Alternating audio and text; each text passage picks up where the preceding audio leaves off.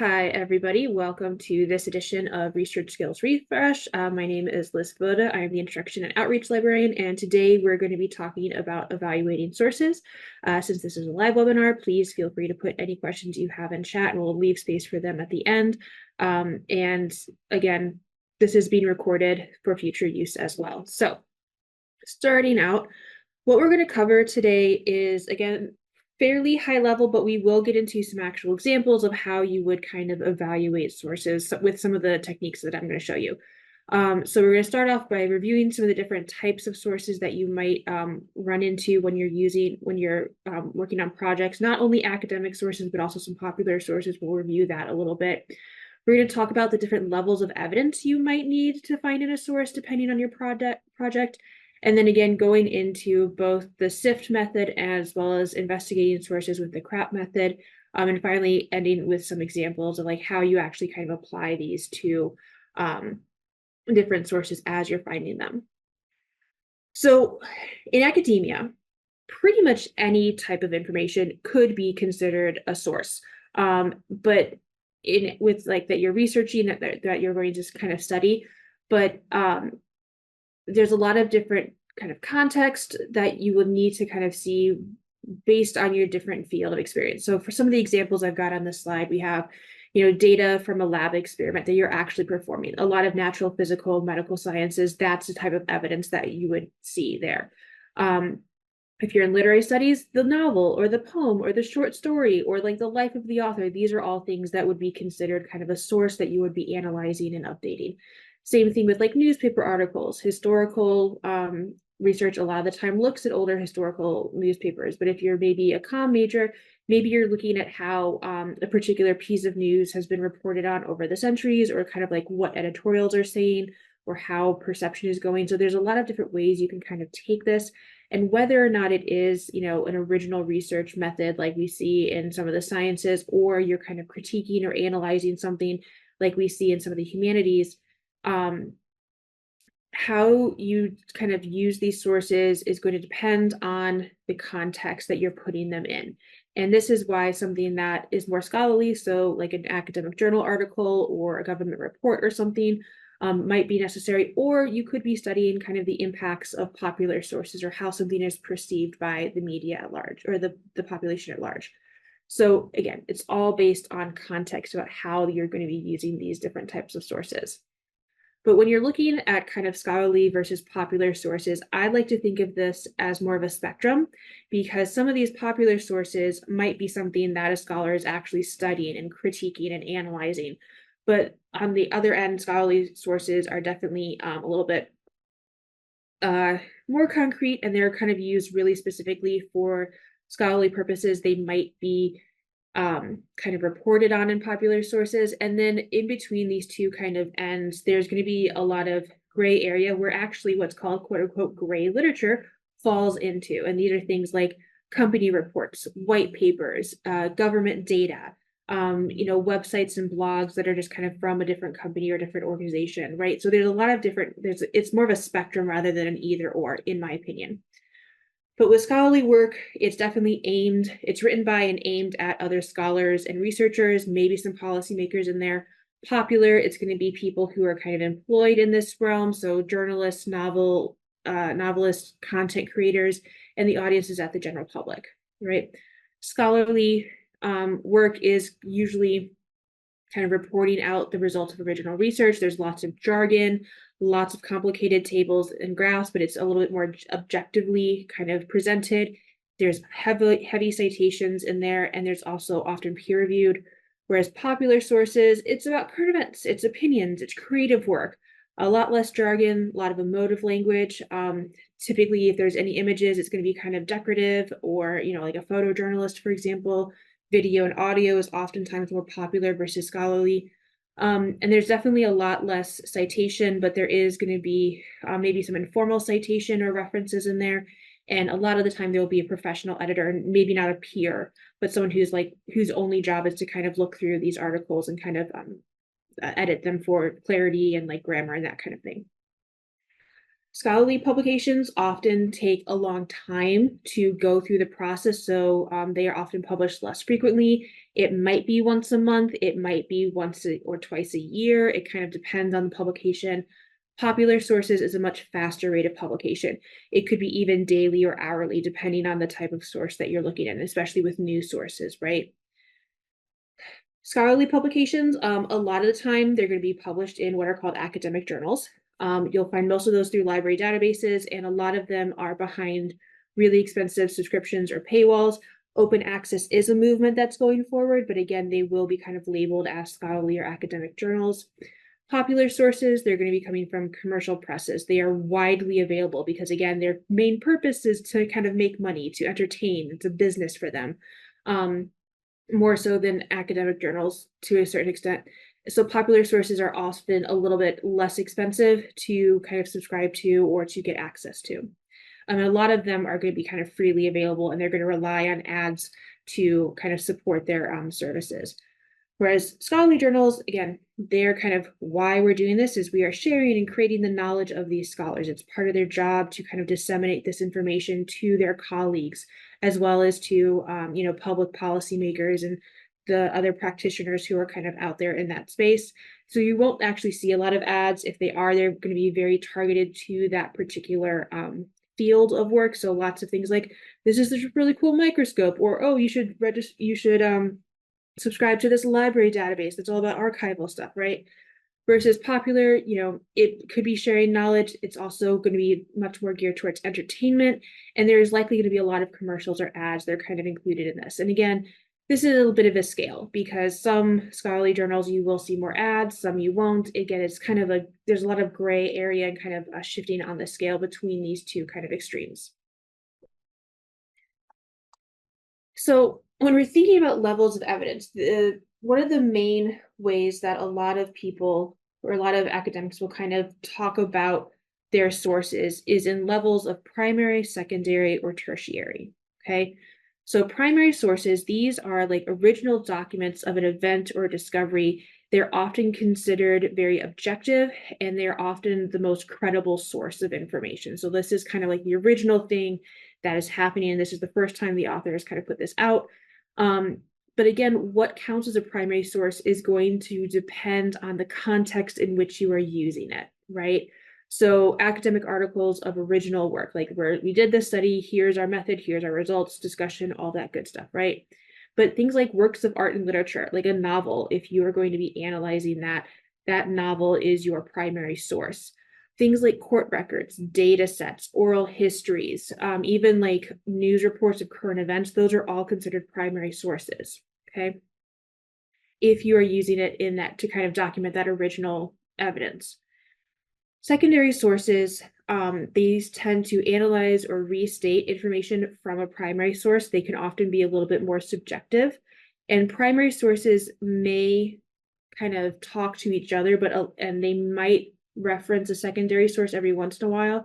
But again, most of the information that's going to come through them is going to be kind of original. Secondary sources, you'll see a lot of things like criticism or analysis of something.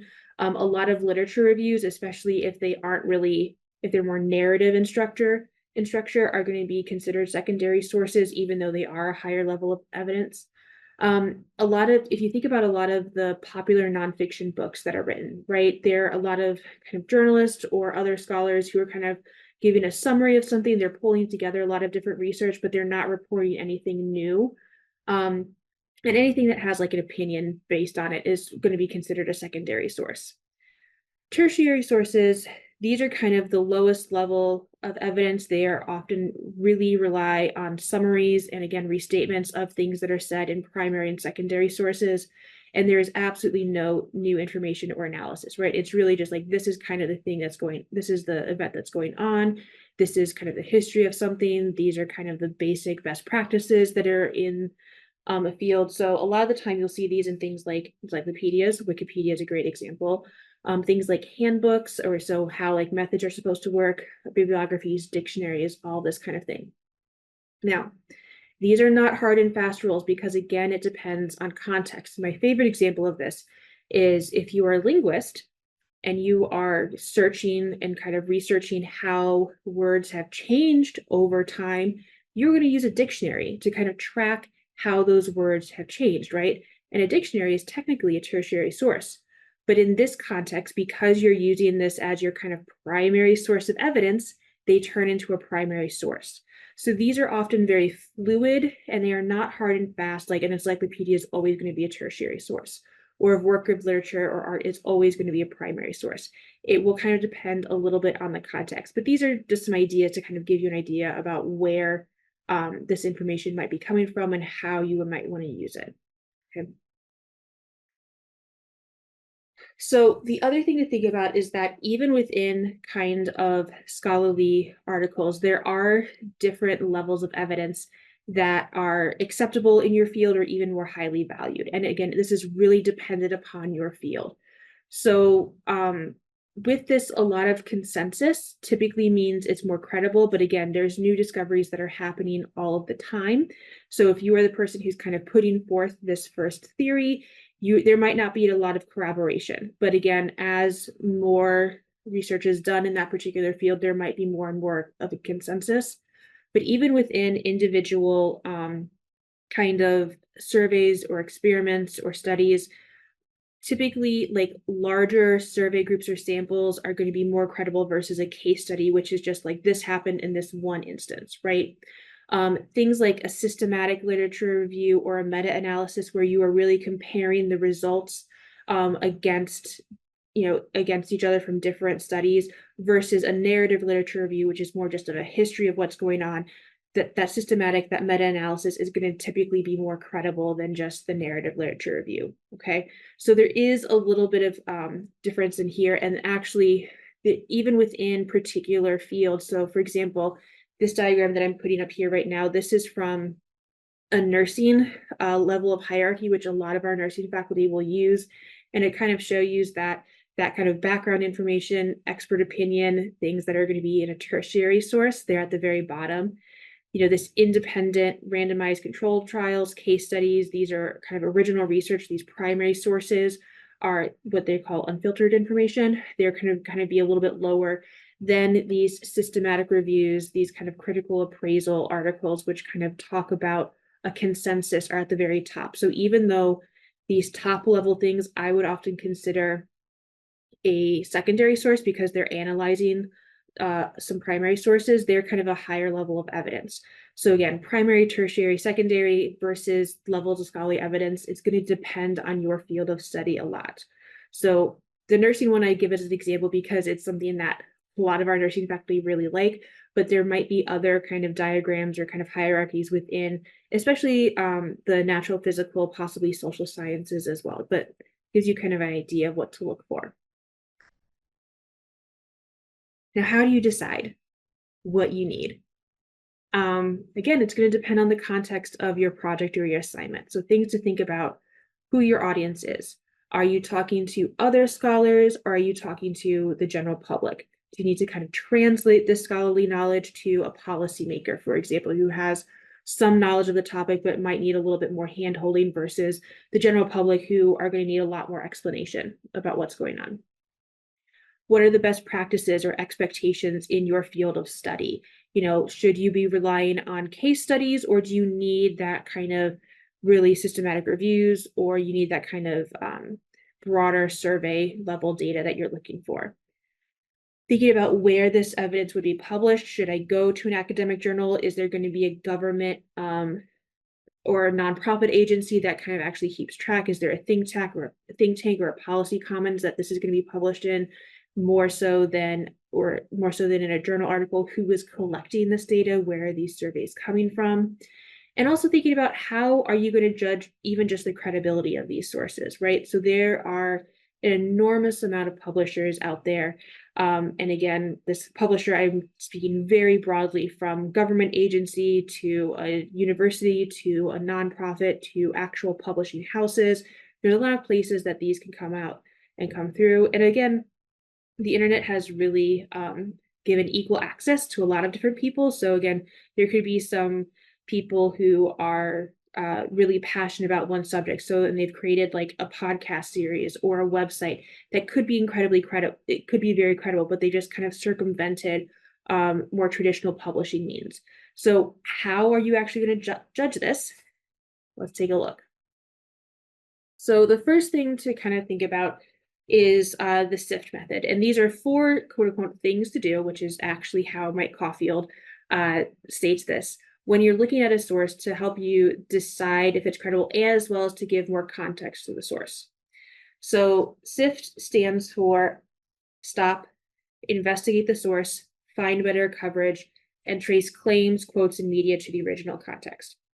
Now, this is not necessarily a linear process. I mean, stop usually comes kind of first, but it could also be a way to, like, if you do start like tracing claims and stuff, and you're kind of going down a little bit of a rabbit hole, you're getting too involved, pause again to say, okay, how much do I actually need to trace this? Is this for my entertainment, or am I actually going to be using this as evidence for like my dissertation, for example, right?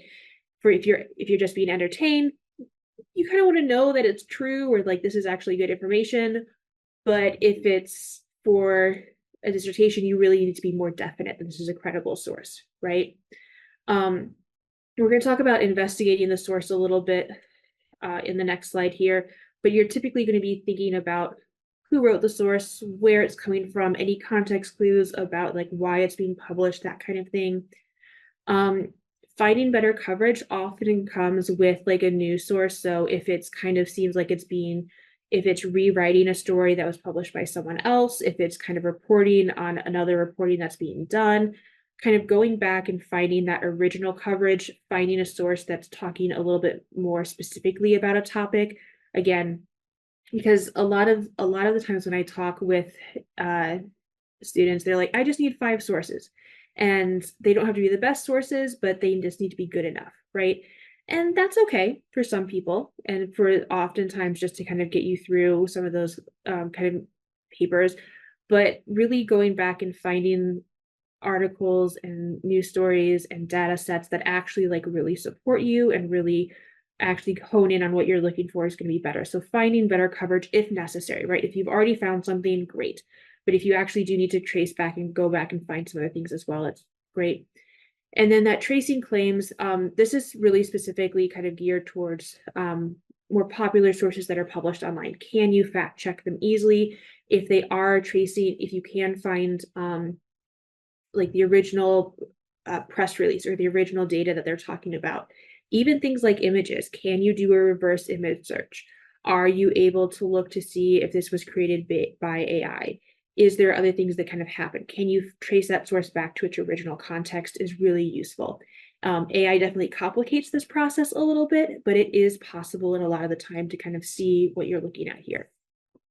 All right. So I mentioned investigating the source. And so SIFT gives you kind of a good framework, but when you actually want to like look at a source, we actually use another acronym called CRAAP to kind of talk about and like pose a series of questions to help you kind of put that source in more context. So CRAAP stands for currency, relevance, authority, accuracy, and purpose. This is one of several different acronyms that you can kind of use to talk about it, but really it's again helping you place context within about that source to decide whether or not it's what you need to use in a particular instance, right? So with currency, how current is the information? Do you need up-to-date information about this, or could you use more historical sources? Okay. Relevance. Does it actually relate to your topic? Do you agree or disagree with the author? Who is the intended audience for, right? So if you are writing a scholarly paper, you're trying to get published, you're probably going to want to rely a little bit more on other scholarly articles to see if there's a consensus, right? But again, if you're doing original research or kind of analysis on a historical topic, maybe you actually want to go in and find, those more popular sources that you're going to be analyzing, or something like that's a primary source, like a diary or an oral history or something, okay? With authority, thinking about who is the author. Is it a person? Is it a government agency? Is it a nonprofit? Is it a business? Is it some sort of other group that's putting information out there? Also thinking about like what their qualifications or experiences are, right? Do they have a degree? Do they focus on kind of one-ish area of policy? If they're, are they part of a community that they're talking about? Or if you're looking for a particular minority experience, are they part of that minority experience? Do they have that lived experience as well? So authority is, again, contextual. So for example, I am a librarian. I talk a lot about library information. You're never going to want to hear me talk about, for example, string theory, physics. Not my bag at all, right? But with the library, I'm a little bit more qualified because this is what I do day in and out. It's my lived experience, that kind of thing. If you're looking at for experiences of someone who works with a librarian who works in a public library in an urban center, not me, right? Again, I'm an academic librarian, right? So I looking for information for me about academics and how students interact with the library. Great, but maybe not necessarily that public so much. Okay, so it could be based on all sorts of different experiences, not just any like ethnic, race, gender, sexuality. It could also be their work experience that you're looking at as well. With accuracy, this is often really easy to kind of check within more scholarly sources because of that high level of citation that's there, as well as the kind of peer review process that most articles in academic journals go through. But with popular things, can you fact check them? Are they linking out to other stories? Are they linking out to press releases? Are they giving you names and titles and organization names that you can kind of track down there? And also thinking about, is there anything that's kind of left out, right? Are they giving kind of an argument against, if they're trying to persuade you of something? Is there a particular group that you think is should be included in this that they aren't talking about? So again, there's things to think about when you're looking at these. And that kind of leads into the purpose, right? So is the source meant to inform, entertain, or persuade you? What type of language are they using? Is the bias addressed? Because again, bias is not necessarily a bad thing, and every source will have some kind of bias, right? But are they trying to hide that at all? Are they being upfront about any kind of conflict of interest or other type of thing that the author might show? And if there is a bias, do you care about it that much? Or is that part of your research maybe that you're looking at two different points of perspective and you want that bias to be there in the sources that you're comparing?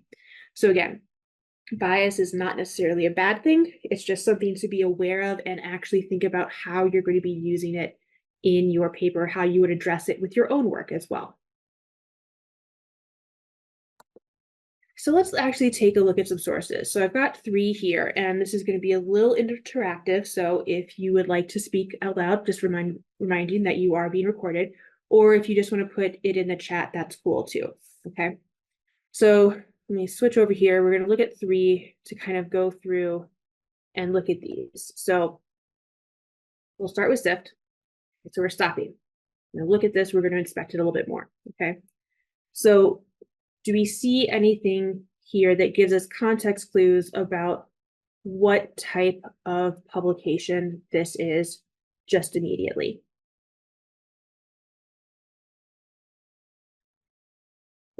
Feel free, Sarah. Okay. Well, the first thing I looked at was that it does have an abstract and a DOI indicator on there. So that would be something where I'm like, well, this is more academic or reputable. I didn't see where exactly this was published. What journal? I mean, it says Sage Journal. Yeah, so Sage Journals, this is a library database, and you can see that you have access via the University of Michigan. Okay. So these are good indicators that this is coming from a library database, right? And then if you actually look, Sage kind of does a weird thing, but Social Currents is the name of the journal, but you are correct in pulling out things like a DOI and kind of an abstract, the introduction, the fact that there is this really kind of structured argument for this article is a good indication that this is going to be from a scholarly publication. So you already know that we should expect a certain amount of formality and that kind of additional fact checking and things that should be there. What else should we be looking at here, and what might we want to kind of investigate about this particular article? I'm not sure if would be the right answer, but looking at the date and seeing that it's from 2022, I would probably more apt to like read further with this article, compared to if it was from like 2002. Right. Yeah, so it's definitely more up to date.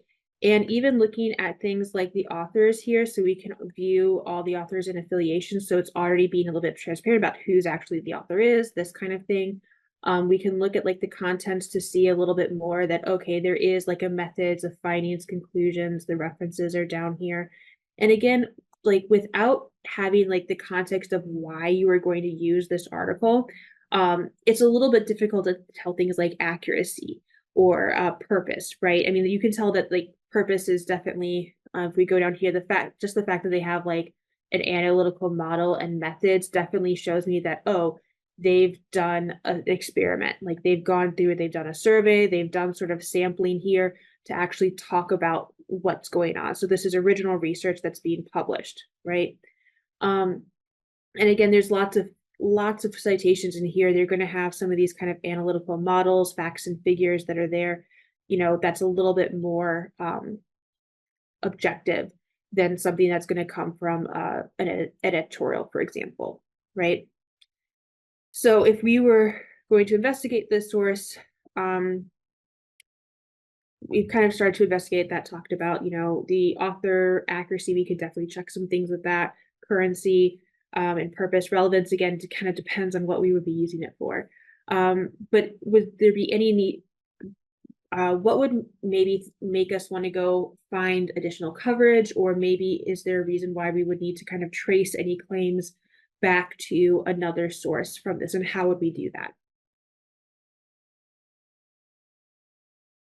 If I were looking for additional sources, I would probably look in the introduction and see where the previous research that they used Mm-hmm. to put this together. And I would probably also scroll down to the bottom to see if there were limitations or ideas for future studies, maybe. I mean, that I guess doesn't necessarily have to do with tracing back sources, but No, but you're correct. Like there's within this kind of formal structure of a research article, especially within social and natural physical sciences, there is this kind of understanding that there should be like a literature review or an introduction that kind of puts your work in more context with other things that are going. And it's also going to try to look forward as well. So we could definitely trace that. If we actually go down to the reference list, a lot of our databases will have like links out to these different types of sources. It's really clear that this is where this information is coming from.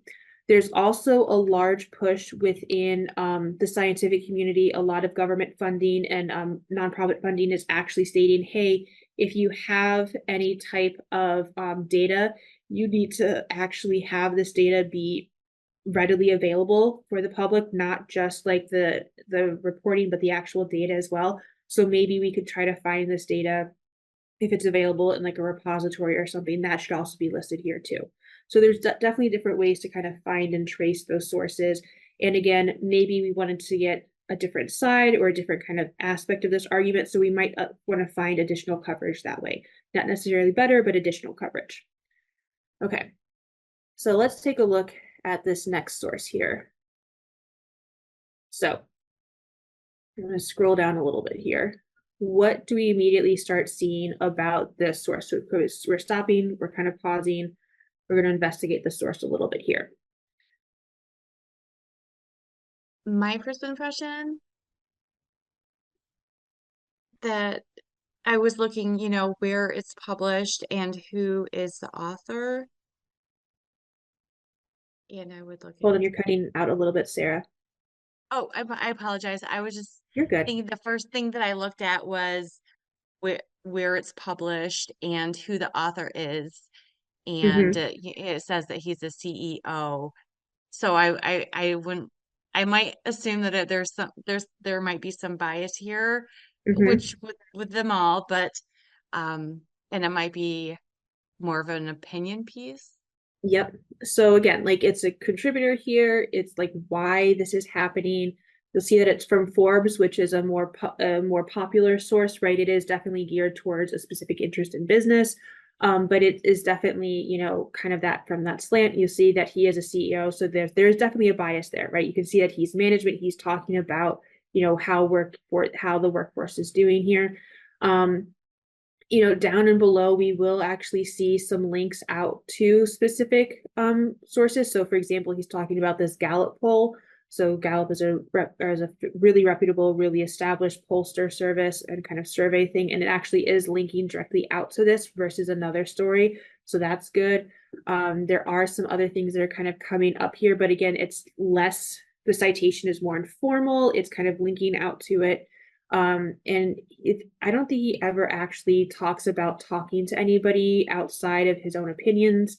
And you definitely see a lot of ads, right? Like there's a lot of ads that are kind of popping up here again and again. So what might we want to do with this source? Again, it's talking about, again, the first one we were talking about rules of engagement, flexible and ideal workers. So it's kind of in that same realm. This is talking about, again, in 2022, and like the pandemic brought the term quiet quitting kind of up to the forefront. So they're all going to be, all the sources we're talking about are going to be related to this. But you can kind of see that, okay, if you are coming from a perspective of a manager, maybe this is a good thing to kind of include to see like what these kind of, this kind of advice is coming from this management as well, right? And you can definitely see some additional information about this particular author down here. Okay. So again, and if you did want to trace any of this information, you could try to like follow these links back to additional articles or to that Gallup poll that he is crediting as well. Sometimes when you're talking about a more news piece, a lot of the times they will like actually quote a particular source. And again, trying to trace that information back to that source might be a little bit difficult unless there are multiple people reporting on the same thing, like it was a press conference or something else. You could see if like the quotes kind of lined up and matched as well. So there's different ways you can do this. Would we want to find, if we're going back to kind of that SIFT method, is there anything that we might want to find better coverage of or find additional coverage to with regards to kind of a more editorial piece? I'm not sure if this would be correct, but because there is a link to Gallup in there, I don't know, I might try to find the same study that he's mentioning in here and seeing if that is published somewhere else and their take on it. Whomever might be. Yeah. That's Yes. something that I would probably do is try to see what other references to this quiet quitters. Yeah, so maybe you want to see if there's other managers who have a similar thought to him, or if there's anybody who's kind of arguing against what he's saying. Like, is there a consensus? What is the kind of conversation around this, right? So with a lot of sources, you're actually kind of pulling together different information to kind of paint a picture of what's going on and kind of give context to, either your original research that you're kind of putting forward and how it's related to everything else, or if you are being, on a more popular level, you're just kind of putting this together, being a reporter, you do want to paint a picture of like kind of a what's going on in a given time with regard to your topic. Cool. All right. Last one to look through here.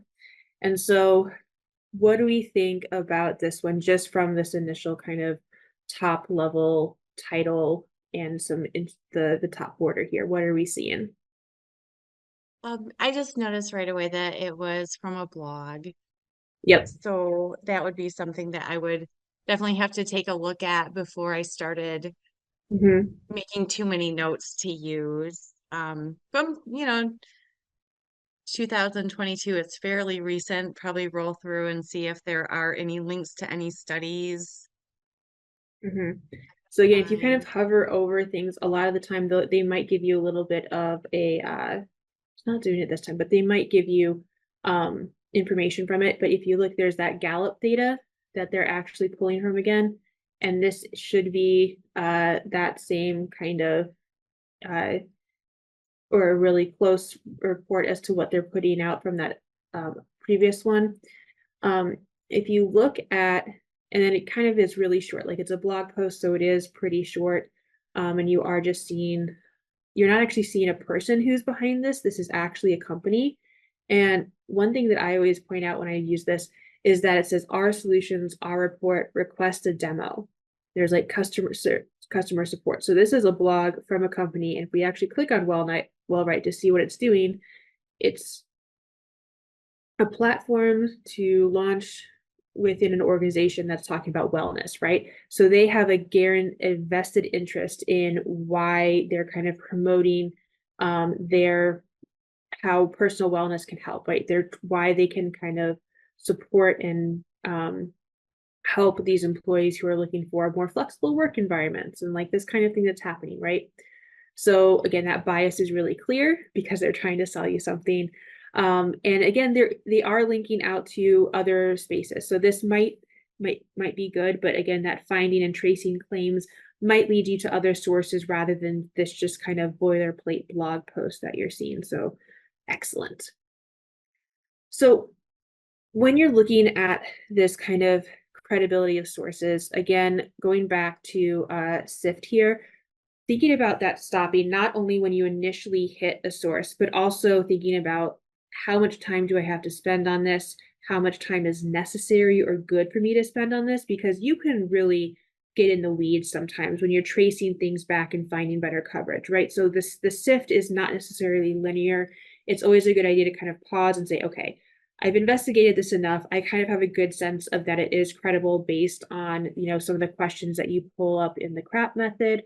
And so again, it doesn't necessarily have to take a lot of time. And we pulled through some really good markers from these different types of publications. And there's kind of context clues as you're seeing them as well to kind of evaluate these sources. So as always, I'm going to remind you that it's a good idea to stay organized. The research log on our research process guide is a really good idea to keep track of. And there is a page within this guide, or even just within notes that you're taking, is to kind of add source evaluations into the notes about these sources. So not only why you are using them, because it relates to your topic, but also like it's a credible source because of A, B, C, and D, right? It's a good time frame, it's giving good information, it is reporting back to this source, or maybe I use it to find an additional source, things like that. And I will also leave you with a couple of good places to find help. So the research process guide, as well as this identifying information, we actually have on here the research process guide under evaluate and integrate sources. It kind of pulls out the CRAAP method and adds some additional context and some additional tools to help you kind of evaluate this as well. And then there's also a link to identifying information sources. So if you do kind of want a reminder about what is primary versus secondary versus tertiary, there actually is the Australian National University Library. They do a really good like 3-4 minute video that kind of explores the different interactions between this, as well as talking about how do I find a primary source, where do I find secondary sources, where do I find tertiary sources within the library as well, and give you some clues there. Okay. And so as always, you've got my contact information. You can always ask a librarian. This webinar, as well as a lot of our other video tutorials and webinars, will be uploaded to our YouTube channel. So you will have access to this as long as the recording goes through properly. So this is a great time if you've got any questions for me. Thank you for watching this recorded webinar. Find upcoming webinars to register for at libcal.umflint.edu.